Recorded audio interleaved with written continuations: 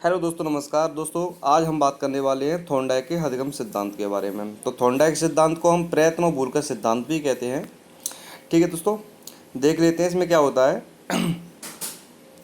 कि थॉर्नडाइक के कथनानुसार जब किसी प्राणी के समक्ष नवीन परिस्थिति उत्पन्न होती है तो उसमें अभियोजन करने के लिए, समायोजन करने के लिए वह स्वाभाविक प्रतिक्रिया करने लगता है।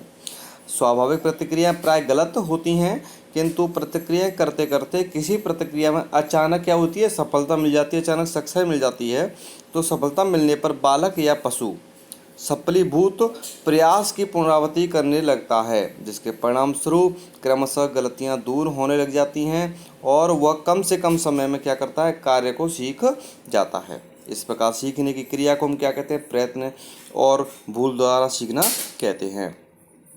दूसरे शब्दों में कहें हम कि जब कोई प्राणी या पशु कोई नवीन परिस्थिति में समायोजन करने के लिए अपनी स्वाभाविक प्रतिक्रियाएं, जो कि प्राय गलत होती हैं, क्योंकि कोई हम काम स्टार्ट करते हैं तो स्टार्ट करते समय क्या करते हैं, तो हम क्या करते हैं, गलतियां करते हैं उसमें, और फिर गलतियां करते क्या होता है, हम उस काम में क्या परिपक्वता प्राप्त कर लेते हैं। तो करते करते अचानक सफल प्रतिक्रिया का प्रयास कर लेता है और जिसके पुनरावृत्ति करने से क्रमशः गलतियां दूर होती जाती हैं और अंत में वह उपयुक्त समय में कार्य सीख जाता है। इस प्रकार की सीखने की जो क्रिया होती है, हम उसको क्या कहते हैं, प्रयत्न और भूल द्वारा सीखना कहते हैं। इसलिए इस सिद्धांत को हम क्या कहते हैं, प्रयत्न और भूल द्वारा सीखना कहते हैं, प्रयत्न और भूल का सिद्धांत कहते हैं। अपने सिद्धांत की पुष्टि करने के लिए थॉर्नडाइक ने जो प्रयोग किया था वो चूहों और बिल्लियों पर किया था।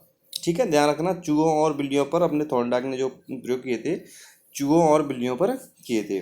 निष्कर्ष रूप में थॉर्नडाइक ने लिखा, उसने अधिगम की परिभाषा क्या दी थॉर्नडाइक ने, ध्यान से देखिए कि अधिगम स्नायु मंडल में स्थितियों और अनुक्रियाओं के बीच संयोग संबंधों का निर्माण होना तथा उनका शक्तिशाली होना है। ठीक है दोस्तों। अब दोस्तों क्या किया था थॉर्नडाइक ने, जो अपना प्रयोग किया था, बिल्ली वाला प्रयोग किया था, वो एक उलझन बॉक्स के रूप में किया था। मैं आपको बता देता हूँ, ये एक उलझन बॉक्स है, आपको दिखाई दे रहा होगा। इसमें क्या किया, बिल्ली को, भूखी बिल्ली थी, ठीक है, उसमें कैद कर दिया और यहाँ पर कोई एक पॉइंट था या बोल सकते हैं स्विच था, जिस पे क्लिक करने से क्या होता है, इसका जो दरवाज़ा था, दरवाज़ा ओपन हो जाता था। ठीक है, तो यहाँ क्या किया थॉर्नडाइक ने कि यहाँ पर एक मांस का टुकड़ा रख दिया। ठीक है, और चूंकि बिल्ली बहुत भूखी थी तो मांस के टुकड़े को प्राप्त करने के लिए क्या कर रही थी, फड़फड़ा रही थी। तो फड़फड़ा रही थी, क्या अपना पंजा कहीं इधर मार रही थी, कहीं इधर मार रही थी, कहीं इधर मार रही थी, मतलब उसने सब जगह पंजे मारे। अचानक से क्या होता है, जो इसकी स्विच था वहाँ पर उसका पंजा पड़ जाता है। ठीक है, अचानक से सडनली, तो क्या होता है, ये दरवाज़ा ओपन हो जाता है और बिल्ली बाहर निकलती है और बाहर निकल के जो मांस का टुकड़ा यहाँ पड़ा हुआ था उसको क्या कर लेती है, खा जाती है। ठीक है, ये प्रतिक्रिया, यही क्रिया थी, बार बार होती रही, दिनों दिन होती रही, और उसके जो प्रयास थे, किसको, इसको खोलने के लिए, दरवाजे को खोलने के लिए या बोले स्विच को क्लिक करने के लिए, वो क्रमशः गलतियां थी कम होती गई और अंत में क्या हुआ, वो पहले प्रयास में ही क्या करने लग गई, इस दरवाजे को खोलने लग गई। ठीक है, तो थॉर्नडाइक क्या कहना चाह रहे हैं कि गलतियों के द्वारा सीखना। ठीक है, या हम बोले, क्या बोल सकते हैं इसको, कि प्रयास और भूल द्वारा सीखना कह सकते हैं।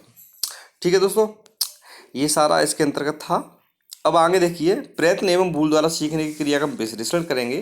तो इसमें हमने अभी जाना था कि कैसे बिल्ली को कैद किया गया था। ठीक है, उसके बाद में क्या हुआ था, मैं सारा आपको 5-6 पॉइंट है, 5-6 पॉइंट के से बता देता हूँ। तो देखिए, पहले नवीन परिस्थिति या समस्या का उपस्थित होना। ठीक है, पहले हमारे पास क्या हुई, समस्या का आना हुआ, समस्या की उपस्थिति हुई। उसके बाद में क्या होता है, नवीन परिस्थिति, समस्या कौन सी थी, समस्या थी बिल्ली को अंदर कैद कर दिया था और बाहर निकलकर उसको मांस का जो टुकड़ा था उसको खाने वाली समस्या थी। ठीक है, तो नवीन परिस्थितियों के साथ अभिव्यंजन करने के लिए स्वाभाविक प्रतिक्रिया है। अब नवीन परिस्थितियाँ क्या थी कि जब बिल्ली उसमें कैद थी तो अभियोजन करने के लिए, समायोजन करने के लिए, यानी मांस के टुकड़े खाने के लिए उसने क्या की, अपनी स्वाभाविक प्रतिक्रिया की, जो कि स्टार्टिंग में क्या थी, गलत थी। ठीक है, उसके बाद में क्या होता है, अचानक सफलता प्राप्त हो जाती है। अचानक से जो उसका स्विच था, स्विच पर उसका पंजा पड़ जाता है बिल्ली का और दरवाज़ा क्या होता है, ओपन हो जाता है। ठीक है, अचानक सफलता प्राप्त हुई। क्रमशः गलतियां कम होना और सफलीभूत प्रयासों की पुनरावृत्ति करना। ठीक है, उसके बाद में सही प्रयासों का स्थायी होना या सीखने की क्रिया का स्थायी होना। ठीक है, उचित क्रिया का चयन करना। उसके बाद में बिल्ली को पता चल गया कि दरवाज़ा कैसे खुलता है, बस एक क्लिक करती थी दरवाज़ा खुल जाता था। यानी बार बार करके उसने अपनी गलतियां कम करी और सफलता प्राप्त की। आगे देख लेते हैं, प्रयत्न एवं भूल सिद्धांत की आलोचना। आलोचना आपको हर चीज़ पता है, हर चीज़ की आलोचना होती है, तो प्रयत्न एवं भूल सिद्धांत की भी कुछ आलोचना है, उनको देख लेते हैं।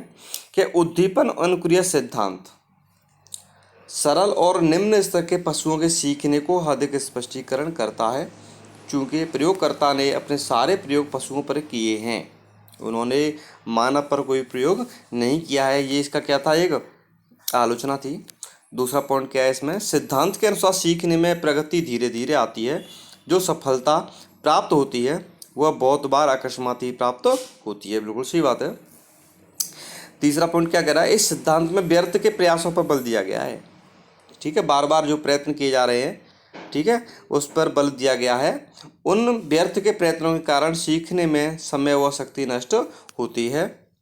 चौथा क्या है देख लेते हैं, यह सिद्धांत सीखने की प्रक्रिया को यंत्रवत बनाता है और मानव को भी यंत्रवत मानता है, जबकि मानव यंत्रवत तरीके से नहीं सीख सकता है।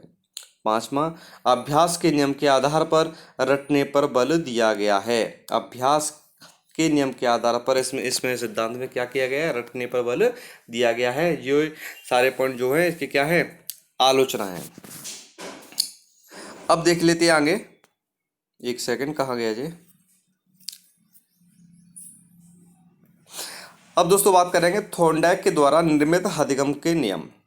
थॉर्नडाइक ने कुछ नियम बताए थे, उनके बारे में चर्चा करेंगे। तो दोस्तों मैं आपको बता दूं, थॉर्नडाइक ने दो प्रकार के नियम बताए थे, अधिगम के मुख्य नियम और अधिगम के गौण नियम। अगर हम मुख्य नियम की बात करते हैं तो अधिगम के 3 मुख्य नियम होते हैं, प्रभाव का नियम, तत्परता का नियम और अभ्यास का नियम। प्रभाव का नियम, तत्परता का नियम और अभ्यास का नियम। पहले बात करेंगे हम प्रभाव के नियम के बारे में।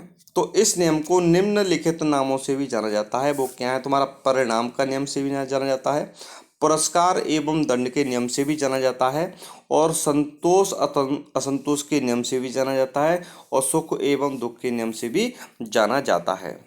ठीक है, अभी हमने देखा प्रभाव के नियम को हम संतोष और असंतोष के नियम से भी जानते हैं।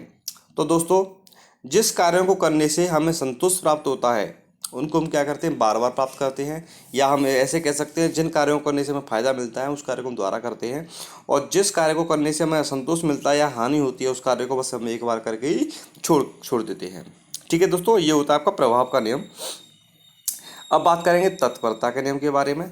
दोस्तों, किसी कार्य को करने के लिए हम कितने तत्पर हैं, ठीक है, जिन कार्यों को करने के लिए हम जितने हम तत्पर होते हैं उस कार्य को हम जल्दी सीख लेते हैं, और जिन कार्यों को करने के लिए हम तत्पर नहीं रहते, तैयार नहीं होते हैं, उन कार्यों को हम नहीं सीख पाते हैं। तो तत्परता का नियम आपका यही कहता है कि किसी कार्य को सीखने के लिए तत्पर होना बहुत आवश्यक है, तैयार होना बहुत आवश्यक है। ठीक है, क्लास में बच्चे को हम पढ़ा रहे हैं, ठीक है, बच्चा पढ़ना चाहता ही नहीं तो आप उसको नहीं पढ़ा सकते। बच्चे को खुद प्रिपेयर होना पड़ेगा, बच्चे को खुद तैयार होना पड़ेगा, उसको खुद सीखने के लिए प्रयास करने होंगे, जब ही हम उसको क्या कर सकते हैं, पढ़ा सकते हैं। तो तत्परता का नियम क्या है, एक मुख्य नियम है, ठीक है, थॉर्नडाइक का। अब बात करेंगे अभ्यास के नियम के बारे में, जो तीसरा था। ठीक है, 3 नियम बताए थे, कौन कौन से बताए थे, कि प्रभाव का नियम, तत्परता का नियम और अभ्यास का नियम। ठीक है, प्रभाव के नियम और तत्परता के नियम के बारे में हम चर्चा कर चुके हैं। अब बात करेंगे अभ्यास के नियम के बारे में। तो दोस्तों, आपको अच्छे से पता है किसी भी विषय में परिपक्वता पाने के लिए अभ्यास बहुत जरूरी हो जाता है। ठीक है, तो अभ्यास, अब जैसे मैथ्स है, मैथ्स में जितने हम अभ्यास करेंगे, जितनी प्रैक्टिस करेंगे, उतना ही क्या होता है, हम परिपक्वता प्राप्त कर लेते हैं उसमें। ठीक है दोस्तों, अब देखिए, हम जो अभ्यास का नियम है उसको उपयोग या अनुप्रयोग का नियम भी कह सकते हैं।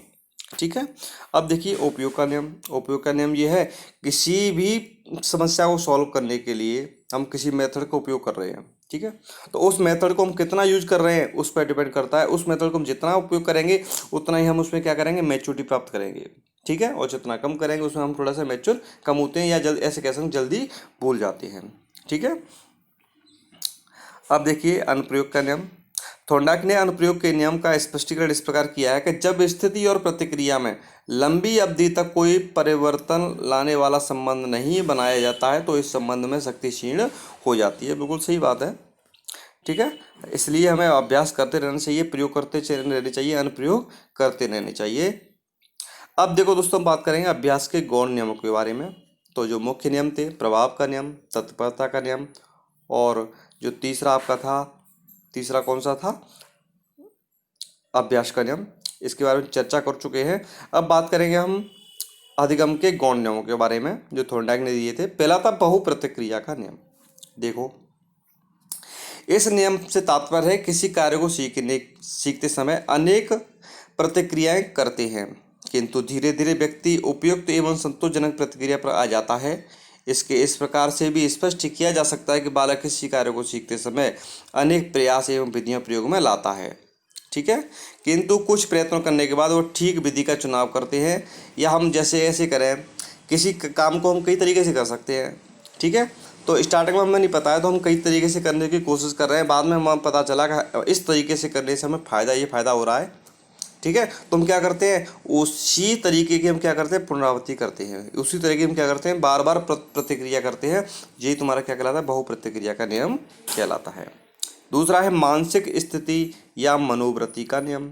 अब देखिए दोस्तों, किसी कार्य को हम कर रहे हैं उस टाइम हमारी मानसिक स्थिति किस तरह की है, हमारी मनोवृत्ति यानी उसके बारे में हमारे विचार किस तरीके से हैं, ये बहुत प्रभावित करते हैं सीखने को, ठीक है दोस्तों। इसके अंतर्गत इतना ही है आंशिक क्रिया का नियम। तो आंशिक क्रिया का नियम से मतलब ये है कि संपूर्ण क्रिया के स्थान पर, जैसे हम कोई कार्य कर रहे हैं, इतना बड़ा कार्य है, अगर हम इस कार्य को खंडों में डिवाइड कर दें, जी मैंने खंडों में डिवाइड कर दिए, पहले मैं इतना कर लूँ, फिर इतना कर लूँ, या इतना कर लूँ, इतना कर लूँ। जैसे कोई टॉपिक है भैया, कोई टॉपिक में 10 लाइन है, ठीक है, तो मैं इसको 2 लाइनों को 2-2 लाइन के खंड बना लूँ, ठीक है। या जैसे यहीं यहाँ भी फुल स्टॉप आ जाता है, वहाँ पे मैं खंड बना लूँ, उसको मैं पढ़ूँ, ठीक है। तो इस तरीके से हम क्या करते हैं, जल्दी सीख जाते हैं। तो ये क्या कह रहा है, आंशिक क्रिया का नियम हमारा यही बताता है। आत्मीकरण का नियम, ठीक है। अब देखिए इसमें क्या होता है, आत्मीकरण में जैसे हम कोई नवीन ज्ञान सीखने के लिए जा रहे हैं तो उससे पहले हमारा जो पूर्व ज्ञान है, तो उस नवीन ज्ञान को पूर्व ज्ञान से क्या कर दो, रिलेट कर दो, ठीक है। उससे क्या होता है कि हम जल्दी सीख पाते हैं, यानी ज्ञात से अज्ञात की तरफ हम चलते हैं। अब है आपका 5वां साहचर्य परिवर्तन का नियम, ठीक है। इस नियम से तात्पर्य है पहले जो भी क्रिया सीखी गई है उसी के समान परिस्थितियों नवीन क्रिया में भी है, तो सीखने वाला दोनों में समानता देकर उसी प्रकार की प्रतिक्रिया करेगा। इसी को हम साहचर्य नियम कहते हैं। जैसे हमने पहले कोई कार्य सीख लिया, नवीन कार्य सीखने जा रहे हैं, तो नवीन कार्य सीखेंगे तो पहले कार्य का इसमें क्या रहेगा, बहुत इंपॉर्टेंट रोल रहेगा। कुछ चीज़ें ऐसी होती हैं, कॉमन होती हैं, ठीक है, तो इसका बहुत रोल रहता है। तो साहचर्य मतलब हम क्या करते हैं, हम इसमें जो यूज कर रहे हैं उसको हम रिलेट करते हैं इसमें, तो यही हमारा क्या कहलाता है, साहचर्य परिवर्तन का नियम कहलाता है। ठीक है दोस्तों, आज की वीडियो में इतना ही।